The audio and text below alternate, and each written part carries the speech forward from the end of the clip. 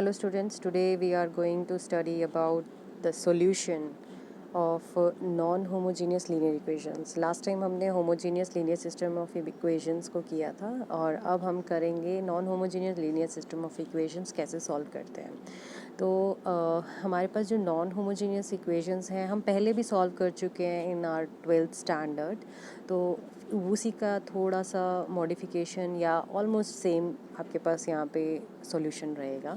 तो यहाँ पर जैसे हमने फर्स्ट इक्वेशन, सेकंड इक्वेशन और सारी इक्वेशंस लिख ली हैं जो आपके लीनियर सिस्टम ऑफ इक्वेशन है. नॉन होमोजीनियस है because right hand side is किसी एक की राइट हैंड साइड आपके पास नॉन ज़ीरो होनी चाहिए, तो जिसको हम इस तरीके से फॉर्म लिख सकते हैं ax is equals to B की फॉर्म में. तो जो हम मैट्रिक्स नया फॉर्म करेंगे तो हमारे पास हम इस तरीके का मैट्रिक्स फॉर्म करेंगे जिसको हम ऑगमेंटेड मैट्रिक्स कहते हैं, जिसके हमारे पास आता है लेफ़्ट हैंड साइड में जो हम लिखने वाले हैं यहाँ पर ये एंट्रीज़ होंगी कोफिशिएंट मैट्रिक्स की, जो लेफ़्ट हैंड साइड में एंट्रीज़ आ रही है कोफिशिएंट्स की, और राइट हैंड साइड में एंट्रीज़ होंगी जो हमारे ये वाली टर्म्स रहती हैं. ठीक है, तो इसको कंबाइंड फॉर्म में जब हम मैट्रिक्स लिखते हैं तो उसे ऑगमेंटेड मैट्रिक्स कहते हैं. और वो आपके पास किस इक्वेशन की है, ax is equals to b where a is the coefficient matrix, b is the right hand side of the entries of the non-homogeneous equations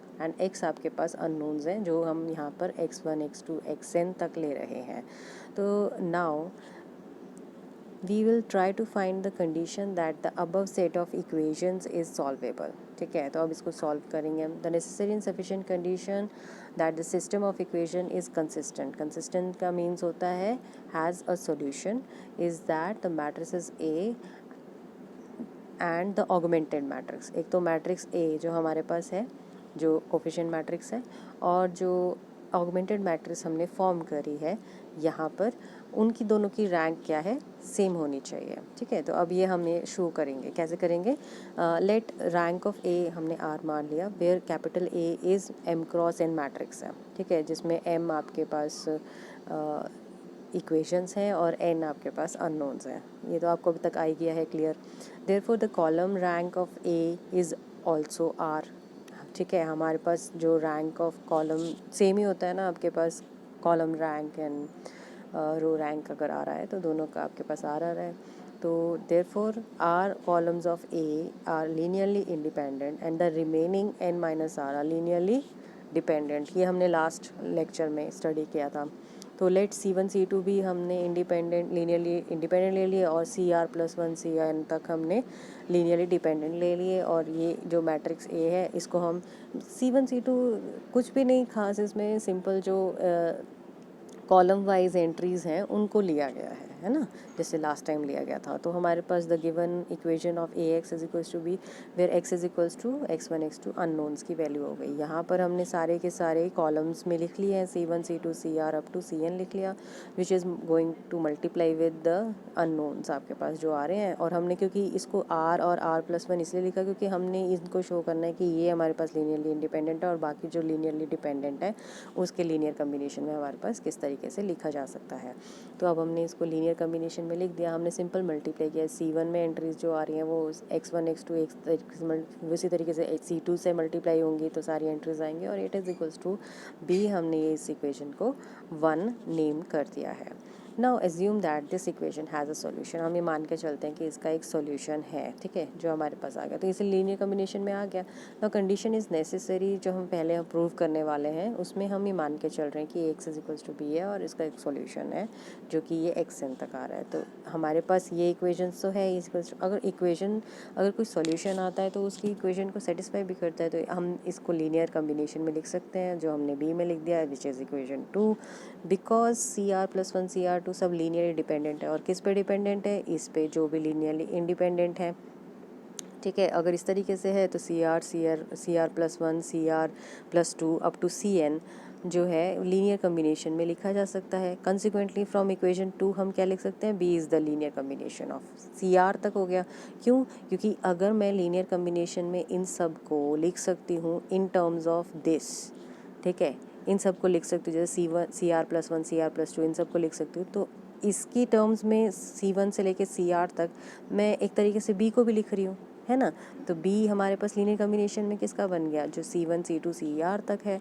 तो number of linearly independent columns कितने हो गए ए ऑगमेंटेड बी में, वो भी are ही हो गए ना, क्योंकि ए के जो थे वो रैंक आर था, तो ऑगमेंटेड मैट्रिक्स के भी कितने आ गए, आर आ गए। तो इससे हमारे पास क्या आ गया, therefore if equation A X is equals to B has a solution then rank of A is same as that of rank, दोनों का रैंक सेम ही रहेगा। अब सफिशिएंट कंडीशन देख लेते हैं। तो हमारे पास अज्यूम करते हैं rank of A as well as दोनों की सेम है, ठीक है। अब हमें बताना है कि इसमें एक सॉल्यूशन एग्जिस्ट करेगा, ठीक है। तो हमारे पास आता है रैंक ले लिया ए ऑगमेंटेड बी का भी आर, और ए का आर तो है ही। देयरफॉर रैंक का मतलब क्या हुआ कि number of independent columns augmented A और बी के भी कितने होंगे, आर ही होंगे, जो कि C1 से लेके बी तक आ रहे हैं, ठीक है। जब देखो ए की जगह पे हमने ऑगमेंटेड मैट्रिक्स का जो यहाँ तक आ रहा है ना ए, उसमें C1 से लेके CN तक हमने लिख दिया है, क्योंकि हमारे कॉलम मैट्रिक्सेस बन रही हैं। ये बी आपके पास राइट हैंड साइड में था, तो उसका रैंक आर आ रहा है। बट C1 C2 CR जो है वो ऑलरेडी लीनियरली इंडिपेंडेंट है। तो इसका मतलब क्या हुआ कि जो हमारे पास बी है वो लीनियर कम्बिनेशन ऑफ C1 से लेके CR तक लिखा जा सकता है। क्यों, क्योंकि बी तो लीनियरली डिपेंडेंट कॉलम हो गया, ठीक है। तो therefore there exist R scalars P1 P2 PR such that B को हम लीनियर कम्बिनेशन में लिख सकते हैं, क्योंकि वो लीनियरली डिपेंडेंट हो गया ना। तो therefore the above equation can be written as like this, क्योंकि सब जगह क्या आ गया 0 0 0, जो भी CR+1 CR+2 के कोफिशिएंट्स थे, बाकी सब तो आपके पास लीनियर कम्बिनेशन में लिख सकते हैं, इसलिए हमने लिख दिया। इक्वेशन 3 आ गया। अब जो हमारी इक्वेशन 1 थी ये वाली, ठीक है, इसमें हम पूरे को लिख रहे थे CN तक लीनियर कम्बिनेशन में, और जो हमारी इक्वेशन 3 है जो कि ये वाली है, तो इन दोनों को हमने कंपेयर कर लिया। तो इसका मतलब क्या हुआ कि x1 हमारा क्या बन गया P1, x2 कितना बन गया P2, और XR PR, और बाकी जितने भी हैं XR+1 XR+2 जितने भी हैं वो सारे के सारे ज़ीरो हो गए, क्योंकि हमने उनको कंपेयर किया C1 C2 CR जितने भी हमारे पास हैं। तो इसका मतलब क्या हुआ, हमारा जो सोल्यूशन है वो किस तरीके से आ गया, x is equals to P1 P2 up to PR, और बाकी की टर्म्स क्या आएंगी, ज़ीरो आएंगी, और जो कि क्या बन जाता है, सॉल्यूशन, क्योंकि उसने उसको सेटिस्फाई कर दिया। If therefore if rank A मतलब रैंक ऑफ ए और ऑगमेंटेड मैट्रिक्स अगर सेम होता है, तो इसका मतलब AX is equals to B का सॉल्यूशन होगा, and the equation AX is equals to B का यूनिक सॉल्यूशन होगा तभी जब A इज़ नॉन सिंगुलर, ठीक है। आपको समझ में आ गया होगा। अब ये हमने प्रूव करना है कि the rank of AX is equals to B has a unique solution if A is a non singular, ठीक है। तो हमारे पास क्या आ रहा है, प्रूफ फर्स्ट हम प्रूव करने वाले हैं। तो हमारे पास क्या है, हम मान के चलते हैं कि A कोई नॉन सिंगुलर है। अगर नॉन सिंगुलर होता है तो इसका मतलब क्या होता है कि डिटर्मिनेंट नॉन ज़ीरो होगा। अगर डिटर्मिनेंट नॉन ज़ीरो है तो इसका मतलब क्या होता है कि A इन्वर्स एग्जिस्ट करता है। A इन्वर्स अगर एग्जिस्ट करता है तो हमारे पास है therefore from equation AX is equals to B we have, हम क्या लिख सकते हैं, A inverse left hand side में भी मल्टीप्लाई करवा दिया, ठीक है, और A इन्वर्स B दोनों साइड हो गया। तो X की वैल्यू क्या आ गई, A inverse B which is solution of AX is equals to B। Now second जो है आपके पास, we have to prove that the solution is unique. हम मान के चल रहे क्योंकि यहाँ से तो हमें पता चल गया कि X is equals to something आ रहा है, इट मीन्स उसका सॉल्यूशन तो है। अब हमें मान के चलेंगे कि यूनिक है कि नहीं, ये बताना हमने यहाँ पे। तो इफ़ पॉसिबल हम मान के चलते हैं इसके दो डिफरेंट सॉल्यूशंस आ रहे हैं, x1 और x2। इसका मतलब वो उस इक्वेशन को सेटिस्फाई करेंगे जिसका भी सॉल्यूशन वो है। तो इसका मतलब एक बार x1 रख लेंगे, एक बार x2 रख लेंगे। तो इसका मतलब अगर ये सॉल्यूशन है तो दोनों को हम इक्वेट कर सकते हैं। अब इक्वेट करने पर हम ऐसे ए कैंसिल नहीं कर सकते ना, क्योंकि ये मैट्रिसेस है, ये सिंपल एलिमेंट्स नहीं है ए जो कैपिटल ए लिखा जा रहा है। तो मैट्रिसेस में हम क्या करते हैं, हम इन्वर्स को मल्टीप्लाई करेंगे from the left hand side, ठीक है। तो लेफ्ट हैंड साइड से हमने मल्टीप्लाई किया यहाँ पे, और we get x1 and is equals to x2 which is not possible as हमने तो ये अलग अलग लिए थे। तो इसका मतलब हमारी जो सपोजिशन थी वो गलत थी, and hence AX is equals to B has a unique solution, ठीक है जी। तो अब हमारे को नेक्स्ट प्रूव करना है कि स्टेट द कंडीशंस, हमारे पास क्या कंडीशंस रहेंगी कि जब हमारे पास नॉन होमोजीनियस इक्वेशंस के की नो सॉल्यूशन होगा, यूनिक सॉल्यूशन होगा, या इन्फिनिटली मैनी सॉल्यूशंस होंगे। तो हम प्रूव करेंगे first, let AX is equals to B a system of non homogeneous equation. हम मान के चल रहे हैं कि ये system of non homogeneous equations हैं। तो हमारे पास आ रहा है first, the equation AX is equals to B has no solution if A and augmented AB do not have the same rank, ठीक है। ये अब हमारे पास क्या कंडीशंस हैं कि अगर हमारे पास रैंक ए की और ऑगमेंटेड ए बी की सेम नहीं होगी तो इसका मतलब नो सॉल्यूशन। दूसरा है the equation A X is equals to B अगर सॉल्यूशन है, has a solution if the rank of A is same as that of rank of B. अगर दोनों की सेम है तो हम कहेंगे कि उसका एक सॉल्यूशन आएगा, ठीक है। तो हमारे पास क्या आ रहा है next, the equation if in addition A is non singular, अगर नॉन सिंगुलर है then equation has a unique solution, ठीक है जी। तीसरी कंडीशन क्या है, the equation A X is equals to B will have infinite solutions होंगे अगर ए और ए ऑगमेंटेड बी के सेम रैंक भी हो और ए सिंगुलर हो, ठीक है जी। ये तीन कंडीशन आपकी बहुत इंपॉर्टेंट है, इनको ध्यान में रख के अब हम आगे क्वेश्चंस करेंगे। तो एक वर्किंग मेथड है उसको स्टडी कर लेते हैं। क्या वर्किंग मेथड रहेगा हमारा क्वेश्चंस को सॉल्व करने के लिए कि let ax is equals to b be a given system of m non homogeneous equation जिसके n वेरिएबल्स हैं और r उसकी रैंक है कोफिशिएंट मैट्रिक्स a की, ठीक है। तो हमने सबसे पहले ऑगमेंटेड मैट्रिक्स लिखना है ए बी और उसकी रैंक फाइंड आउट करनी है, ठीक है। अगर रैंक a की लेस देन होगी रैंक ऑफ ए बी, ठीक है।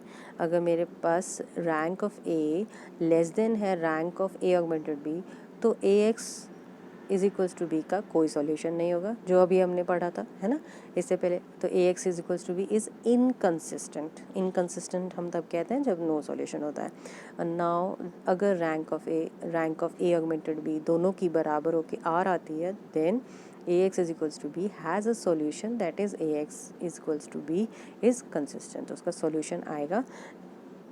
तो इसका मतलब मैथमेटिकली हम कैसे लिखेंगे, if R is equals to N, ठीक है, मतलब rank of A is equals to rank of A augmented B, अगर सेम है तो यूनिक है। अगर आर लेस देन एन है तो नंबर ऑफ सॉल्यूशन इनफाइनाइट है। अगर M is less than N होता है, एम मतलब नॉन होमोजीनियस इक्वेशंस हमारे पास कितनी थी वो, तो R is less than equal to M होता है, मतलब जो नॉन होमोजीनियस हमारे पास ए जो मैट्रिसेस है ना, हम ए जो मैट्रिस उसका एम आ रहा है, एम से छोटा है आर और फर्दर लेस देन एन है, सो एन माइनस आर क्या होगा, ग्रेटर देन ज़ीरो हो गया। अगर greater than zero therefore when the number of equations is less than the number of unknowns the number of solution will be infinite provided the equations are consistent, ठीक है जी, समझ में आ गया। The number of solution infinite कब होंगे, जब आपके पास number of equations less than होंगी, number of equations less than होगी नंबर ऑफ अननोन से, है ना। तो इसका मतलब क्या है, कंडीशन एक और लगती है जिसमें इक्वेशंस क्या होती हैं, कंसिस्टेंट होने चाहिए, मतलब जो डिटर्मिनेंट है वो आपके पास आना चाहिए नॉन ज़ीरो। तो इसके ऊपर बेस्ड क्वेश्चंस को देख लेते हैं कैसे कर सकते हैं हम। Show that the system of equations is consistent and solve it, हमें बताना है कि ये कंसिस्टेंट है। तो सबसे पहले हमने इक्वेशंस को लिख लेना है, फिर उसके बाद हमने यहाँ पे मैट्रिक्स ए जो कोफिशिएंट मैट्रिक्स है उसका लिख लिया, एक्स वाई जेड लिख दिया, राइट हैंड साइड में बी लिख दिया जो आपकी राइट साइड की एंट्रीज होती है ना नॉन होमोजीनियस में। और फिर उसके बाद यहाँ पे आपने लगा दी रो ट्रांसफॉर्मेशंस। अब ये ज़रूर ध्यान रखिएगा जब भी आप रो ट्रांसफॉर्मेशन लेफ्ट हैंड साइड के लिए लगा रहे हैं तो वो यहाँ पर भी लागू होंगी, ठीक है। तो हमने रो ट्रांसफॉर्मेशंस लगा दी, R two minus two times R one होगी, R three minus R one हो गई, इसी तरीके से R three minus two times R two हो गई। Now the rank of this as well as this is zero is two, sorry, ठीक है। तो आपके पास ये जो रो है नीचे की थर्ड रो जो है दोनों में ज़ीरो हो रही है, इसका मतलब आपके पास ये रैंक टू है इधर भी और इसकी रैंक भी टू है। तो इसका मतलब क्या है, दोनों की रैंक सेम है। अगर रैंक सेम है then we have solution for this linear system of equation. तो इसका मतलब कंसिस्टेंट आपके पास आ गई। सो जो हमारे पास अब इसको सॉल्यूशन निकालने के लिए क्या करेंगे हम, इधर यहाँ पर हमने एक्स वाई जेड से मल्टीप्लाई कर दिया ना, मैट्रिक्स को मल्टीप्लाई कर दो इन तीनों के साथ, ठीक है। और आपके एक्स वाई जेड में नया इक्वेशंस बन जाएंगी, जैसे कि ये बन गई इक्वेशंस, ठीक है। यहाँ से एक्स वाई जेड की वैल्यू आप बाय सब्स्टिट्यूशन, एलिमिनेशन, कोई भी मेथड यूज़ कर सकते हैं। अब यहाँ पे देखिए एक और चीज़ ध्यान में रखिए कि यहाँ पे जैसे हमने यहाँ पे लिखा है एक्स वाई जेड में ये लिखा है, ठीक है, 3y माइनस 4z। अब है तो इक्वेशंस दो ही, तो हमें क्या करना पड़ेगा, हमें इन तीन अननोन्स में से किसी एक को एक पैरामीटर देना पड़ेगा, जो कि मैं यहाँ पर z is equals to k दे रही हूँ, ठीक है। क्योंकि हम z की टर्म्स में निकाल सकते हैं x और y को, इसलिए मैंने a k को दे दिया, ठीक है, z को दे दिया k। तो इसकी वजह से मेरे पास ये x की वैल्यू k की टर्म्स में और y की वैल्यू k की टर्म्स में और z की वैल्यू k की टर्म्स में, k इज़ अ पैरामीटर, इसीलिए हम कह सकते हैं कि इसका सॉल्यूशन आएगा। और ये यूनिक सॉल्यूशन, क्योंकि k तो हम कोई भी वैल्यू दे सकते हैं, इसलिए इसके इन्फिनिटली मैनी सॉल्यूशंस हमारे पास आ सकते हैं, ठीक है। नेक्स्ट हमारे पास है जो इक्वेशन है, शो दैट द इक्वेशन ये आर नॉट कंसिस्टेंट। अब हमें बताना है कि कंसिस्टेंट नहीं है, तो हमें उसकी डेफिनेशन पता है। कंसिस्टेंट नहीं हो तो उसके लिए कैसे हमने करना है, तो सबसे पहले तो हमें इनको इक्वेशन को मैट्रिक्स फॉर्म में लिख दिया। उसके बाद हमने इसको रो ट्रांसफॉर्मेशंस लगा दी। रो ट्रांसफॉर्मेशन अगर लेफ़्ट में लग रही है तो राइट में भी लगेगी एज़ यूजुअल। हमारे पास ये फिर से क्या हो रहा है, इधर इसकी जो है लेफ्ट हैंड साइड में ज़ीरो हो जा रही है। बट जब मैं ऑगमेंटेड मैट्रिक्स को बनाती हूँ, ऑगमेंटेड मैट्रिक्स आप ज़रूरी नहीं है अलग से बनाओ, यहाँ दिख ही रहा है कि ये तो देखो ये A है और ये B है, तो इनको कंबाइन करके A वाली एंट्रीज़ पहले लिख दी 3 और ये हो गई B की एंट्रीज़। अब यहाँ पे आप देख सकते हो इसकी रैंक तो हो गई 2, क्योंकि इससे ज़्यादा इसको रिड्यूस नहीं कर सकते हैं हम रो ट्रांसफॉर्मेशन, लेकिन इसकी रैंक कितनी हो गई 3, दोनों की रैंक अलग अलग आ रही है। इसका मतलब the given set of equation does not possess any solution and therefore inconsistent, ठीक है जी। अब इसके बाद नेक्स्ट क्वेश्चन हमारे पास आ रहा है, जैसे यहाँ पर ये 3 इक्वेशंस आ गई, ठीक है, हमें सॉल्व करने के लिए कहा गया है, सॉल्व करने के कहा गया है, तो फिर भी आपको इसकी रैंक चेक कर लेनी चाहिए। फिर आप कह सकते हो अगर होगी रैंक सेम तो हम कह सकते हैं कि सॉल्यूशन आ सकता है, लेकिन अगर रैंक सेम नहीं हुई तो हमारे पास सॉल्यूशन नहीं आएगा, अगर rank of A is less than rank of A augmented B होता है तो, है ना। तो हमारे पास हमने इसको मैट्रिक्स फॉर्म में लिख दिया, x Y Z x1 x2 x3 और राइट हैंड साइड हो गया। हमने मैट्रिसेस के रो ट्रांसफॉर्मेशंस लगा दी। रो ट्रांसफॉर्मेशंस के बाद हमने इसको एक्लेन फॉर्म में रिड्यूस करने की कोशिश करी। एक्लेन फॉर्म में रिड्यूस होने के बाद मिनिमम जो हमारे पास आता है ये हमारे पास आ गया, इक्वेशंस की फॉर्म में लिखा, x3 की हो गई, x2 x1 हो गए, तीनों इक्वेशंस हो गई, है ना। तीनों इक्वेशंस से हमारे पास तीनों वैल्यूज़ आ गई, x1 x2 और x3 की, तो हमारे पास ये तीनों वैल्यूज़ आंसर आ गई, सिंपल, ठीक है। उसके बाद हमें बताना है नेक्स्ट एक क्वेश्चन है, इस टाइप के भी क्वेश्चन कई बार एग्जाम में आते हैं। We have to investigate for what values of lambda and mu the simultaneous equations. आपके पास नो सॉल्यूशन देगी, यूनिक सॉल्यूशन देगी और इन्फिनिटली मैनी सॉल्यूशन देगी। तो सबसे पहले आपको इन इक्वेशंस को लिखना है मैट्रिक्स की फॉर्म में, 1 1 1 हमने लिख दिया, लैम्डा म्यू सब अपनी पोजीशन पे लिख दिए, ठीक है। तो ए भी आ गया, बी भी आ गया। नाउ क्योंकि हमें कंडीशंस पता है इसकी, तो वो क्या आएगी यहाँ पर, the given equation will have a unique solution. हमारे पास यूनिक सॉल्यूशन होगा तो कब होगा, जब ये डिटर्मिनेंट नॉट इक्वल टू 0 होगा। रैंक मतलब मैट्रिक्स जो कोफिशिएंट ए है ना, इसका डिटर्मिनेंट नॉट 0 होगा। तो हमने पहले इसको सॉल्व किया और यहाँ से देखा कि लैम्डा की वैल्यू क्या नहीं होनी चाहिए, तो because if lambda is not equal to 3 the given set of equation has a unique solution no matter what is the value of mu, ठीक है। तो इसका मतलब तभी यूनिक सॉल्यूशन हो सकता है जब ये इसकी रैंक 3 ही रहे, ठीक है। इसके बाद हमारे पास आ रहा है, अगर हम लैम्डा को 3 ले लेते हैं तो इसका मतलब इसकी रैंक तो लेसर हो गई ना, है ना, क्योंकि ये रिड्यूस हो गई, यहाँ पे 0 0 0 हो जाएगा। बाय रो ट्रांसफॉर्मेशन चेक कर लीजिए या माइनर्स चेक कर लीजिए डिटर्मिनेंट के, तो रैंक ऑफ ए कितनी आ गई, 2 आ गई। तो ए ऑगमेंटेड बी का क्या वैल्यू बनी, ये जो आपके पास मैट्रिक्स आ रहा है, ठीक है। तो ये ए ऑगमेंटेड बी की मैट्रिक्स वैल्यू आ गई, तो rank of A augmented B कितनी हो गई 3, और ये 3 तब होगी जब mu is not equals to 10 होगा, क्योंकि ये जो टर्म है ये तो 0 हो रही है, तो इसका मतलब ट्रांसफॉर्मेशन अगर हम लगाएंगे तो ये टर्म तो 0 हो जाएगी ए ऑगमेंटेड बी में। अगर म्यू भी 0 हो गया तो इसकी रैंक तो 2 हो जाएगी, है ना। बट अगर हमने चेक कर रहे हैं कि हमारे पास लैम्डा इज़ इक्वल टू 3 है, तो हमारे पास mu is not equal to 10 है, therefore rank of A and augmented B A B की क्या हो जाएगी, अगर R not equal if mu is not equal to 10। बात समझ में आ रही है ना, कि अगर म्यू अगर 10 के बराबर हो जाता है तो इसका मतलब क्या होगा कि ये ज़ीरो हो जाएगा ना, ये पूरी की पूरी ज़ीरो हो गई। इसका मतलब रैंक ऑफ ए और rank of A augmented B दोनों क्या हो जाएंगे, बराबर हो जाएंगे अगर म्यू ज़ीरो हो जाता है ना। आपके पास म्यू 10 हो जाता है तो देयरफॉर हमारे पास क्या है, इनकी रैंक बराबर नहीं रहेगी अगर mu is not equal to 10 है। Therefore if lambda is equal to 3 होता है, म्यू नॉट इक्वल टू 10 होता है, द गिवन सिस्टम है does not have any solution. अब इन्फिनेटली मैनी सॉल्यूशंस में क्या होगा कि दोनों की वैल्यू हमारे पास आ जाएगी, lambda is equal to 3, mu is equal to 10 होता है, then ranks of A and A want to be are equal, दोनों की रैंक 2 हो जाती है ना। तो देयरफॉर और साथ ही में a is a singular, therefore the given system of equations has infinitely many solutions.